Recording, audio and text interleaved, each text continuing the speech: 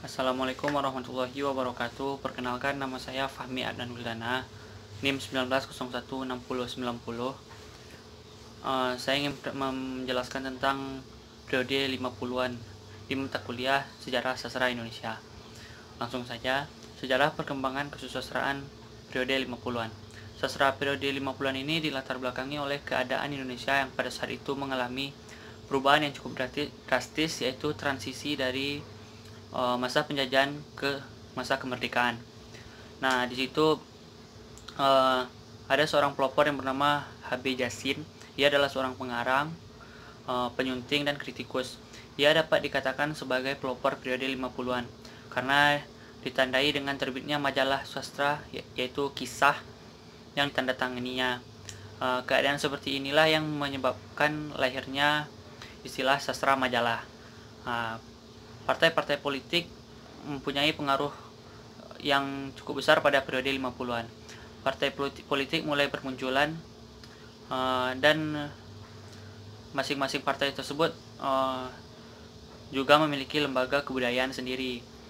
Nah, contohnya saja PKI. PKI mempunyai lembaga kebudayaan, yaitu Lekra. Lekra ini adalah lembaga kebudayaan rakyat yang berkonsep sastra, realisme, dan sosialis. Nah, selanjutnya sastra majalah.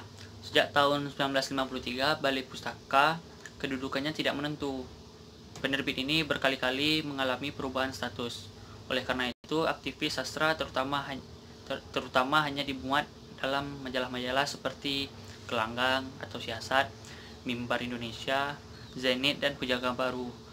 Nah, karangan-karangan yang dapat dimuat pun akhirnya hanya dalam bentuk sajak, cerpen, dan karangan lain yang tidak begitu panjang. Para pengarang pun lebih produktif berkarya di sektor tersebut.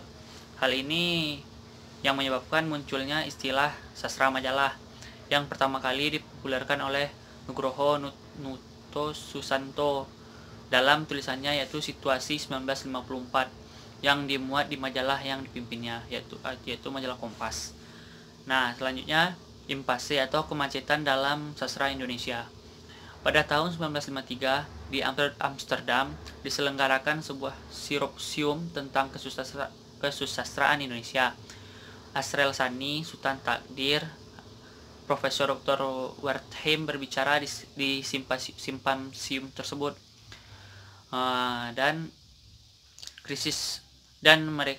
Untuk pertama kalinya dibicarakan tentang impase dan krisis sastra Indonesia. Sujatmoko menulis sebuah esai yang berjudul Mengapa Konfrontasi, dan dimuat di majalah tersebut. Lalu ia berpendapat krisis dalam sastra akibat dari krisis kepemimpinan politik dan sastrawan hanya menulis cerpen-cerpen kecil. Sitor Situmorang berpendapat Indonesia mengalami krisis ukuran menilai sastra. Nah, Sitor menganggap krisis dalam diri H.B. Jassin tadi karena ukurannya tidak terlalu matang. Selanjutnya adalah pengarang dan karya sastra di tahun 50-an. Yang pertama adalah W.S. Rendra dengan karya sastranya Balada Orang-orang Tercinta, empat kumpulan sajak. Dan selanjutnya adalah A.J.B. Rasidi. Karya-karyanya adalah Tahun-tahun Kematian, Pesta, Cerita Pondok Indonesia. Yang ketiga adalah Anopis dengan karya sastranya Rubah Surau Kami.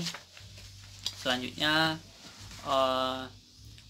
Biang Lala dan Kemarau, dan masih banyak lagi. Selanjutnya adalah Trisna Juwana dengan Angin Laut dan Madu. Selanjutnya adalah N.H. Dini dengan karya sastranya Dua Dunia, Hati yang Damai. Dan selanjutnya adalah Ramadan KH dengan karya sastranya Prianga Si Jelita. Selanjutnya adalah Sitor Situmorang dengan karya sastranya Dalam Sajak dan Pertemuan dan Salju. Selanjutnya karakteristik karya sastra periode 50-an. Corak karya 50-an cukup beragam karena pengaruh sektor politik. Terus gaya epik berkembang dengan perkembangan puisi dan cerita, dan balada dengan gaya yang lebih sederhana.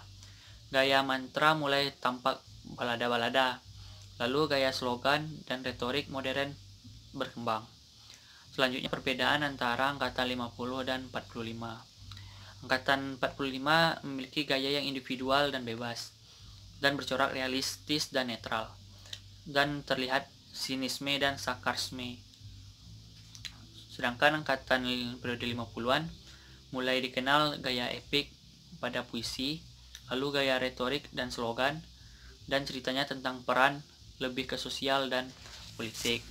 Nah, sekian hasil penjelasan dari saya. Lebih dan kurang saya mohon maaf. Assalamualaikum warahmatullahi wabarakatuh.